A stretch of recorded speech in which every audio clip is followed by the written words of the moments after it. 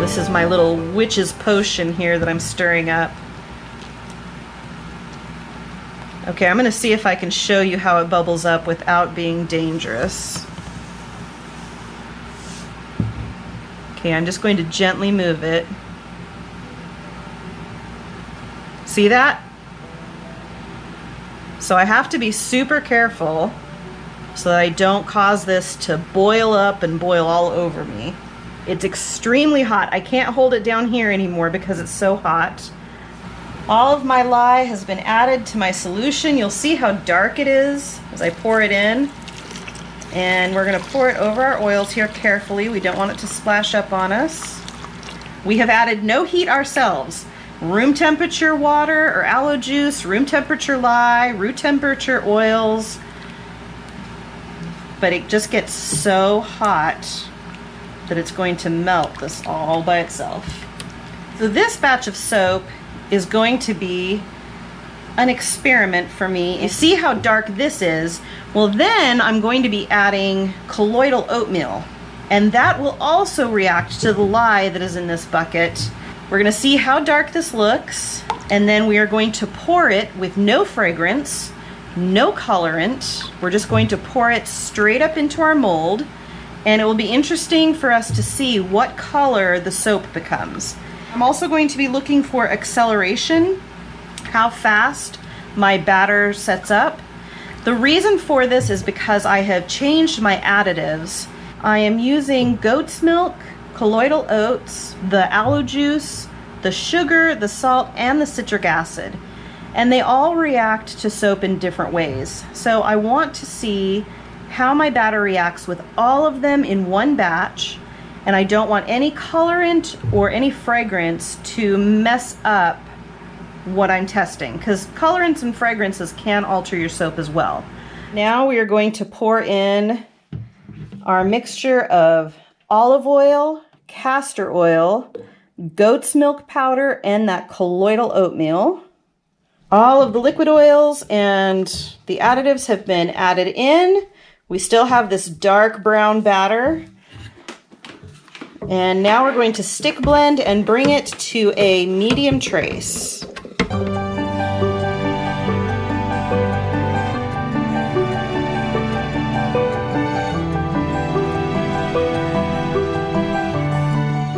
This is a pretty large batch. Total size of the batch is over 7 pounds. It's 126 ounces altogether.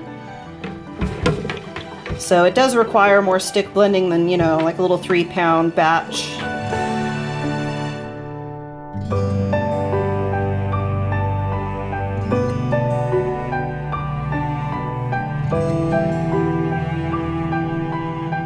I always have to be careful with my stick blender. I want to use it the way I use like a hand mixer, although I guess I should use the same technique with a hand mixer when making cookies and stuff, but if you hold it down too long, it overheats the motor. So you always want to do just small bursts. I know I do a little bit longer when I'm doing these big batches, but I try to remind myself to turn it off now and then let it cool off a bit. Whoops. I hate when I get bubbles in it. This one, we're not doing any colorants or anything, so I really shouldn't have any bubbles if I'm being careful, but I've already got a few in there.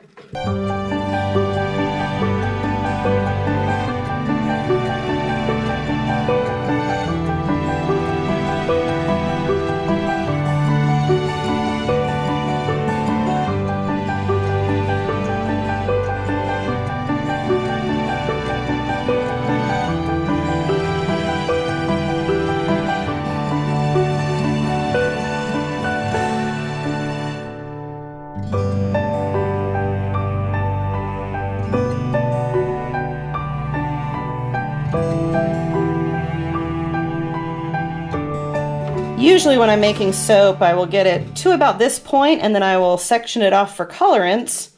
And then the soap kind of sets for a little bit and then I mix it a little more because I'm mixing in the colors and the fragrance. So I have to be careful not to undermix this batch simply because I'm not handling it as much as I normally handle my soap. And I don't want to have any separation issues or anything.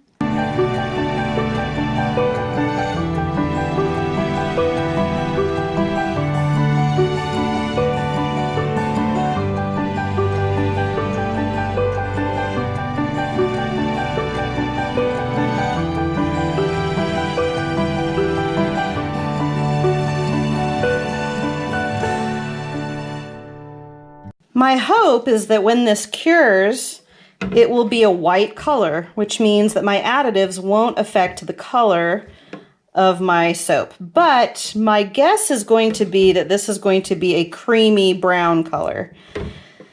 Simply because of the tests I did on the goat's milk, oat, and honey soaps. I'll put a link to those down in the description box, where I got crazy different colors based on temperature. And the only way to keep it from really going a darker color is by doing it over an ice bath and keeping everything super cold. And with the heat transfer method, obviously we have a lot of heat going on.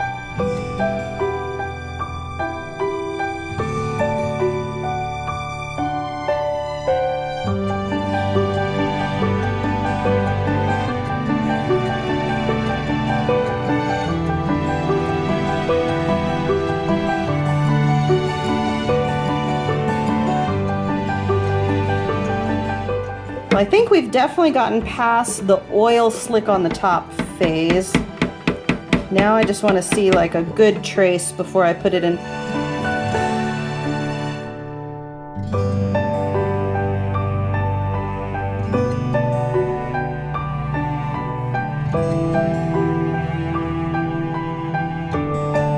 Now this is unscented soap, so it's just going to have, if you're old enough to remember it, just the smell of grandma's soap. But this has cocoa butter and oats in it, and cocoa butter and oats tend to leave a faint scent. Now you'll smell it, but it will not scent your skin. It will just be a faint whiff that you'll get as you're using the bar. It's not unpleasant. It smells a little bit like chocolate and oatmeal, which I tend to find those very pleasant. But the smell on your skin will be straight up smell of soap, which some people love, some people don't love. It's not a bad smell, it just smells like soap. And there's no other way to describe it because it really is its own smell. It's the smell of saponification between lye and oils.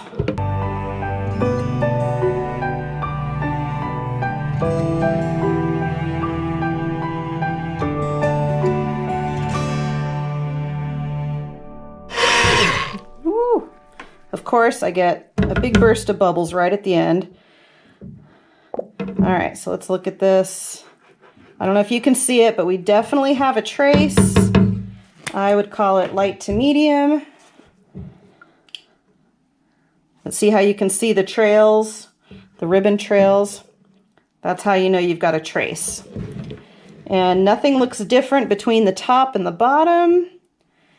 If I pull up my spoon, I'm not seeing any bursts of separation between, like oil and water. So that's good. So we're going to bring our mold over. Simplest soap I've ever made. No fancy colorants. I do have a friend who, her mother reached out to me. I haven't seen this friend since I was very young. I was probably about 9 or 10 when I met her. But she currently is dealing with some skin issues, and she would like a soothing, mild soap, but she also can't stand fragrances. She's extremely sensitive to smells. And so that's another reason why I'm making this soap, is to see if it works for them. All right, I've got a little bit extra. I'm just going to throw that into a mold, but there is our beautiful simple soap. I'm not going to texture the top. I'm not going to add any colorant. I'm just going to let it be the beautiful, simple soap that it is.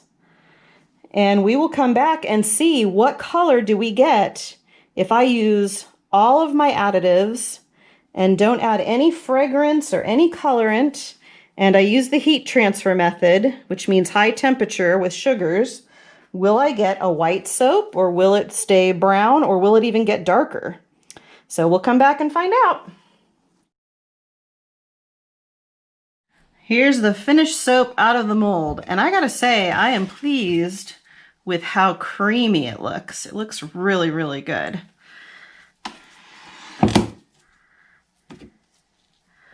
Look at that. Beautiful. I'm in love. In love. Now, it has just the faintest oatmeal smell and just the tiniest whiff of chocolate. You probably couldn't even tell it's there unless you know it's there and you know what to look for. But it is there. It's funny. Right now, freshly cut, it smells like Cheerios, but I know that that will fade. But look at that, no air bubbles. Yay! I'm always happy when there's no air bubbles. It just seems so hard to do.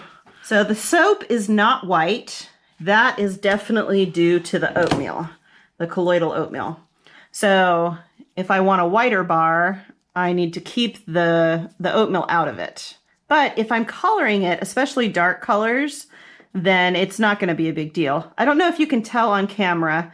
You'll see a ring around it that's darker. It's almost like this is browner and this is more yellow. Eventually, the whole soap will be the color of that outside ring. Now, sometimes people think that that's partial gel. It's not. Partial gel will look like a circle in the middle of the soap. I'm trying to see if we have partial gel on this. It looks like there might be. There's a slightly different texture in the center. So there might be a partial gel on the inside of it, but this square ring on the outside, that's oxidation. That's the color that happens as the soap meets the air. So eventually, now that we've cut it, all of the soap will be that color. And it's a beautiful creamy tan, so I am perfectly fine with that. Each bar just looks like perfection. Love it. Absolutely love it. I'm trying not to touch the surface of the soap too much because it is so perfect. Normally I need to wipe off the surface of the bars to give them a smooth texture, but this is so smooth that actually my fingerprints are marring it, so I'm trying not to touch it. Gorgeous. There's a few specks in there. Those are from the oatmeal as well. I'm going to let this cure. It's going to cure for a full 8 weeks instead of 6 weeks. My soaps only need 6 weeks to cure. But I'm going to cure this a full 8 weeks just to help it be as mild as it can possibly be. And then I will send it to my friend and have her test it and see if it works with her problematic skin and see if being unscented and uncolored helps her. I don't know, maybe she'll smell the hint of oatmeal and chocolate in there and just be like, nope, too smelly, can't do it. But there's no way to know without testing it first. I can't tell you how happy I am with the lack of air bubbles. I worked so hard to make sure we didn't get air bubbles into this. And it's just perfect. Absolutely perfect. And there we have it, last 2 bars. Remember the leftover soap? I put it in the mold. Well, this is what they look like. Aren't those beautiful? I kind of wish I'd done them all in those molds, but I really wanted to see how the soap reacted in the loaf mold. And I'll show you. There is a slight difference in color. So the loaf mold went a little bit darker, and the reason for that is the heat, because when you have that much soap all together, the heat stays in. Plus it was in a wood mold, so that trapped in the heat, whereas this stayed much cooler. So you can see the difference in color. So I'm glad I tested this in the loaf mold to see how my additives react in the loaf. But these are just absolutely stunning. A really good size, perfect for the palm. I'm really happy with this mold and the way this soap turned out. I just wanted to give you an update. These have been on the curing rack for 2 weeks now, and they still smell amazing. I think they're going to retain their smell. Now again, this is a smell that will not stick to your body. When you leave the shower, you will just smell clean, like you've used soap. But while using it, there is kind of a toasty nuttiness to it. Similar to like Cheerios and cream and a slight kiss of chocolate, just very slight. But it's a nice smell. It's beautiful. So I am really happy with how these turned out. I think I'll be making more of these just because they're so lovely. So hope you enjoyed watching us make an all-natural soap. Well, if you count lye as being natural. Or colloidal oats. Or powdered goat's milk. Or any product that has been slightly processed. But either way, no fragrance, no colorant, all natural, beautiful naked soaps.